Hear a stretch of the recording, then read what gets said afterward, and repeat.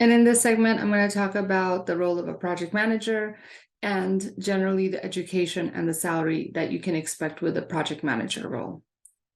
Of course, this is my favorite because this is what I do in my day-to-day role. I manage lots of large-scale IT projects and have managed lots of IT projects in various industries and then also companies. I've had the opportunity to work for Fortune 500 companies. I worked with, managed lots of IT projects for the state of California as well. And it's something that I'm very passionate about. So let me talk to you about the salary and the educational background for our project managers. So the typical salaries that we're seeing are around $90,000 to $150,000.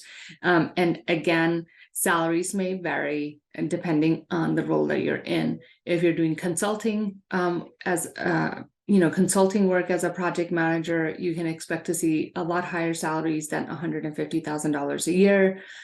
In my example, I do consulting as a project manager. I'm a consultant for the state of California, and I make a lot more than $150,000. So this is definitely a role to strive for. It's a role that will help you work with many different areas and team members, and then also help you deliver lots of great systems and products to the market. So what do you need to be a project manager? Generally, a bachelor's degree is required. A bachelor's degree in business administration, management, engineering, computer science, or related disciplines. For me, I do have a bachelor's in computer science.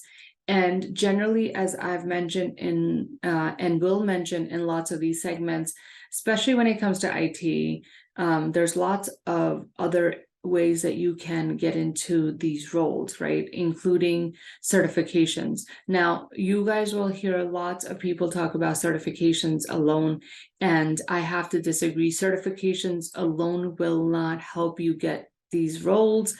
So please don't waste your time and money on just getting certifications alone. Their certifications are there to help you enhance your resume. Now, when it comes to development work, I will say something different. But when it comes to a product manager, a project manager, a business analyst, a business systems analyst, these are areas or roles that require some level of hands-on exposure in addition to certifications. So for a PM, project management certifications, while they're not mandatory, if you want to be a PM, you definitely need to consider getting the project management professional PMP certification, which is offered by PMI, which is Project Management Institute. We talked about PMI a little while ago, is a widely recognized certification field. Other certifications include Certified Associate in Project Management or Prince 2 certifications as well. And as I mentioned a little bit earlier, most IT roles require experience in addition to education, so internships, jobs within the domain and/or courses with hands-on exposure. So in my coaching program, we actually teach project management and we actually teach business analysis and Scrum Master roles with a hands-on exposure, which has helped many students or many people transition into these roles very, very successfully. So that's my sales plug for this segment.